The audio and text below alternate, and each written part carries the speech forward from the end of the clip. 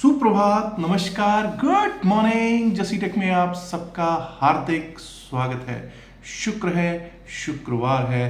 Thank God it's a Friday and the date is 29th of August 2025, 29 अगस्त 2025।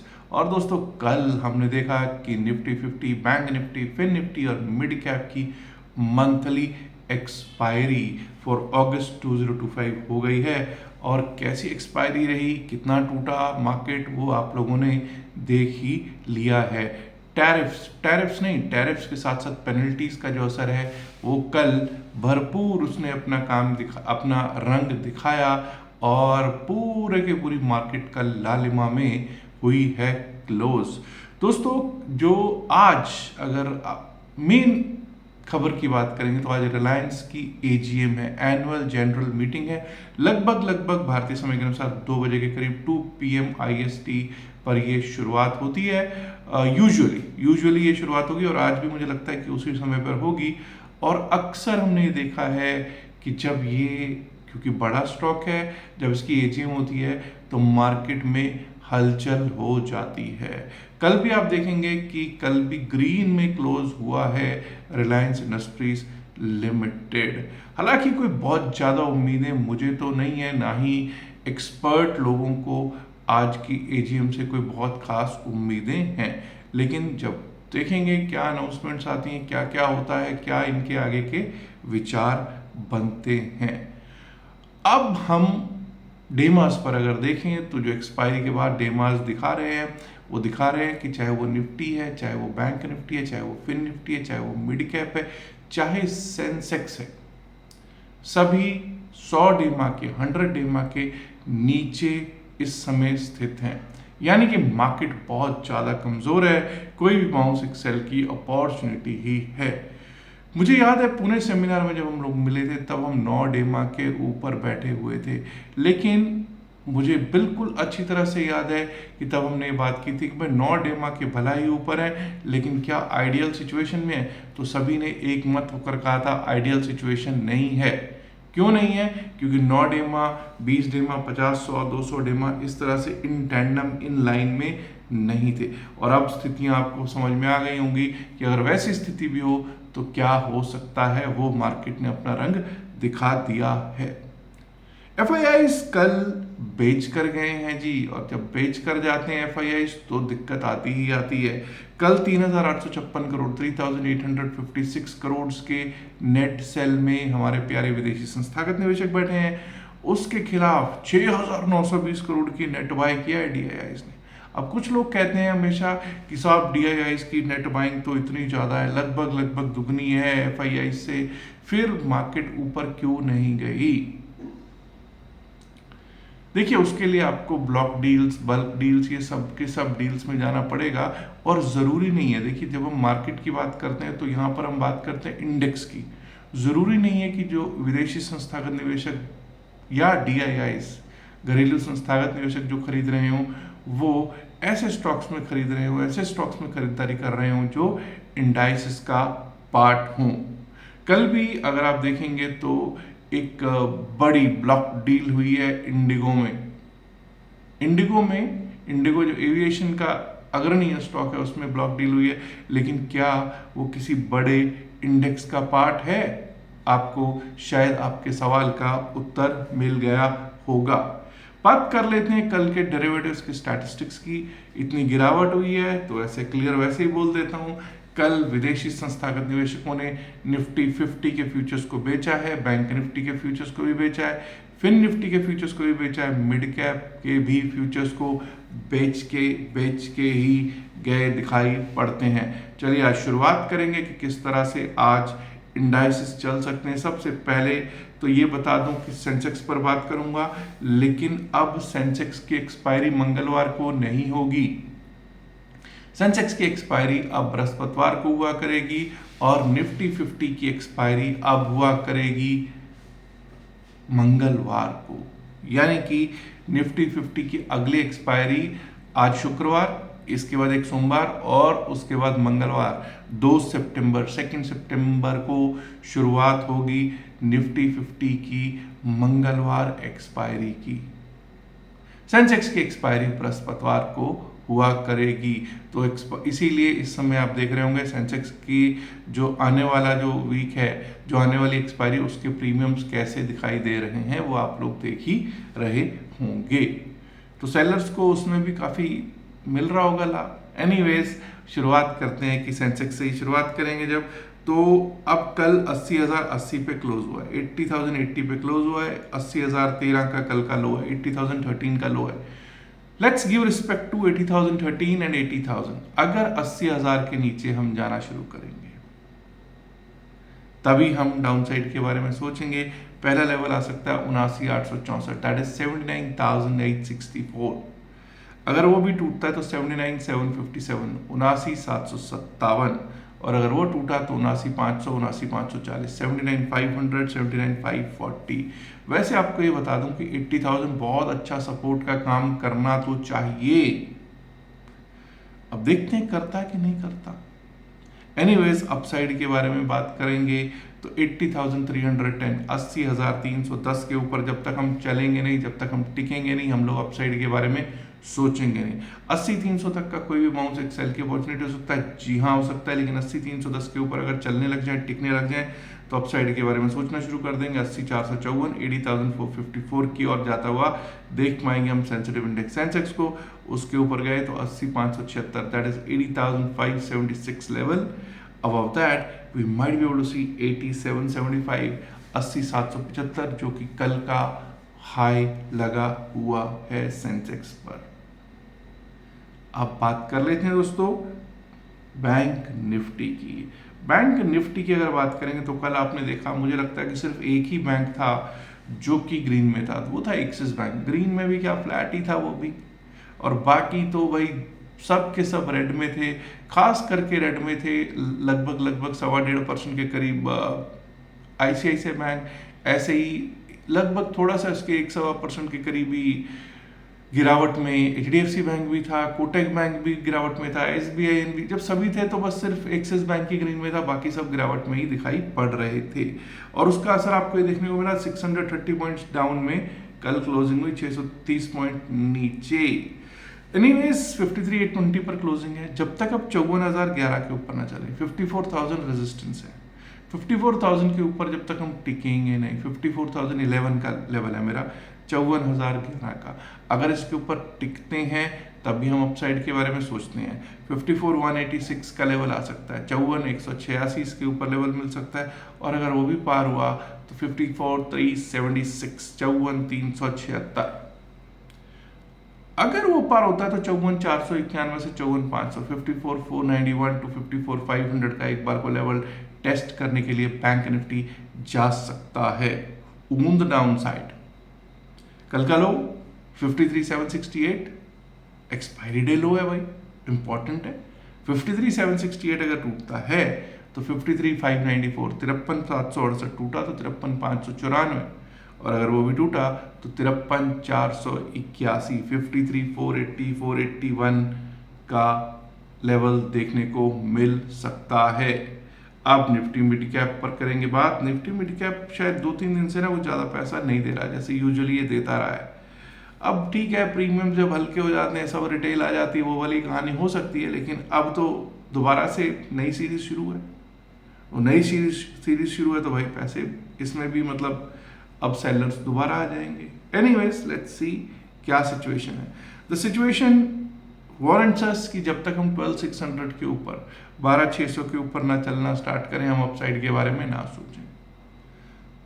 12,600 के ऊपर हमारा लेवल आ सकता है 12,629 का, 12,629 का। 12,629 के ऊपर गए तो 12,668, 12,668। उसके ऊपर निकल के तो 12,710, 712, 12,710, 12,712 ऑन द अपसाइड देखने को हमको निफ्टी मिड कैप दिखा सकता है। डाउन साइड की बात करनी भी जरूरी है। 12,520, 12,520 का कल इसका लो है, 12,535 पे क्लोज है, सिर्फ 15 पॉइंट नीचे ही तो है। जो लो है कल के क्लोज से 15 पॉइंट नीचे। अगर 12,520 टूटता है तो 12,486, 12,486, और अगर वो भी टूटा तो 12,450, 12,453, 12,450 टू 12,452, 53 तक के levels mid cap Nifty index दिखा सकता है।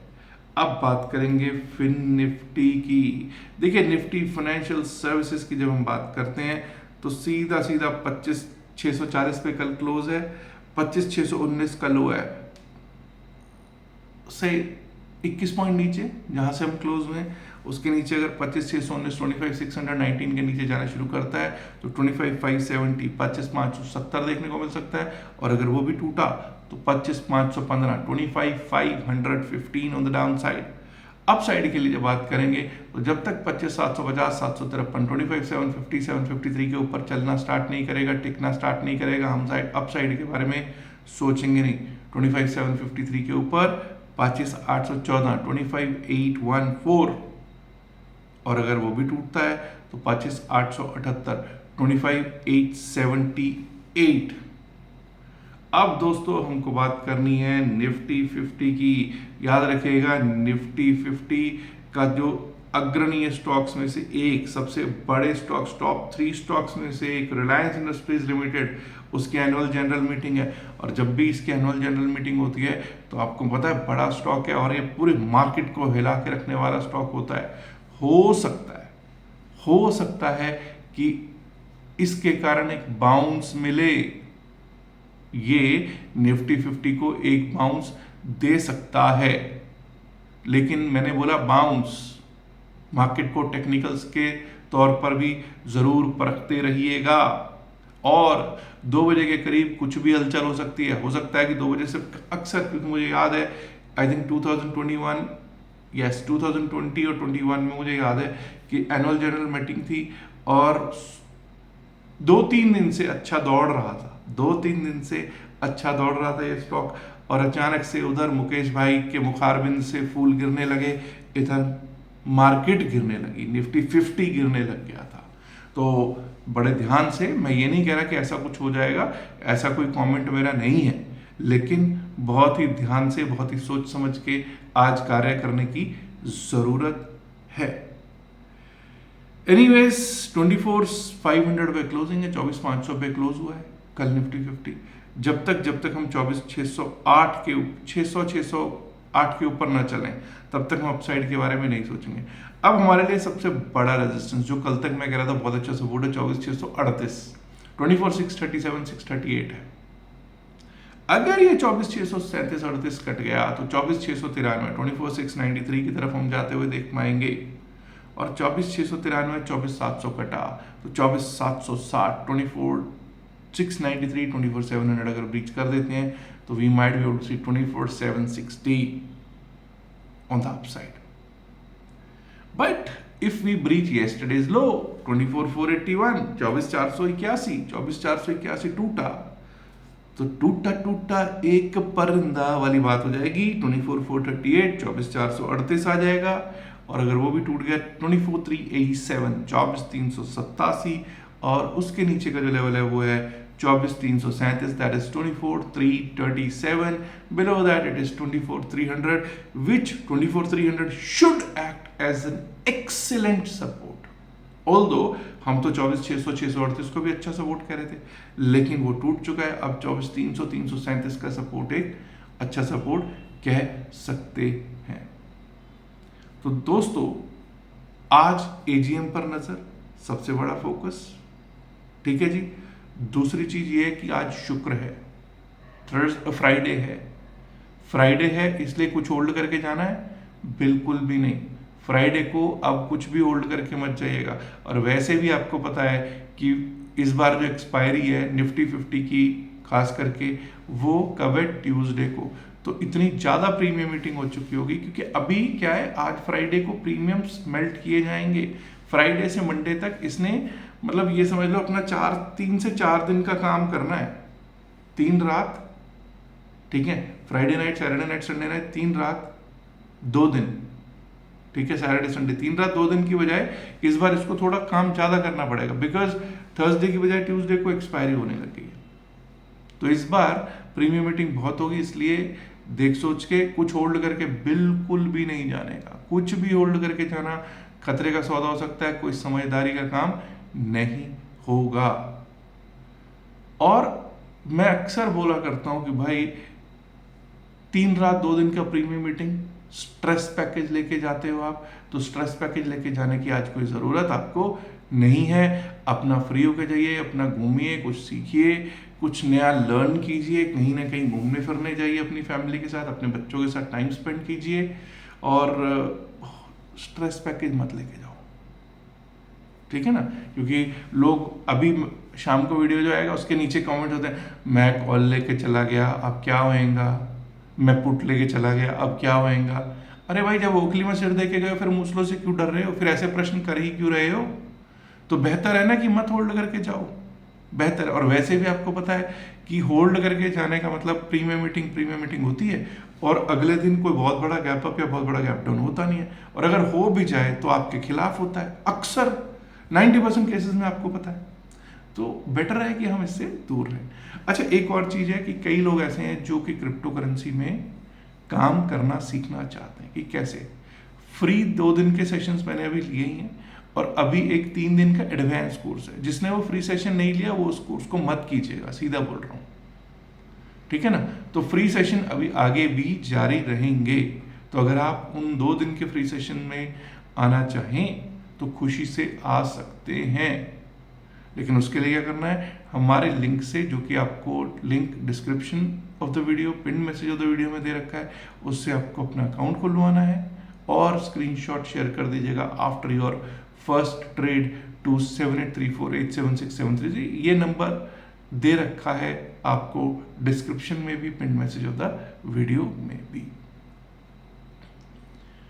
चाहे आप CoinDCX में अकाउंट खुलवा लीजिए हमारे लिंक से, चाहे डेल्टा एक्सचेंज में अकाउंट खुलवा लीजिए, और इवन अगर इंडियन मार्केट की बात करें तो सैमको सिक्योरिटीज़ का भी लिंक वहाँ दे रखा है, उस पर भी आप अकाउंट खुलवा सकते हैं। मैं कोशिश करूँगा इस वीकेंड पर भी कोई फ्री सेशन रखने की, लेकिन वो फ्री सेशन उन्हीं के लिए होगा जो भी हमारे लिंक से अकाउंट खुलवाएंगे।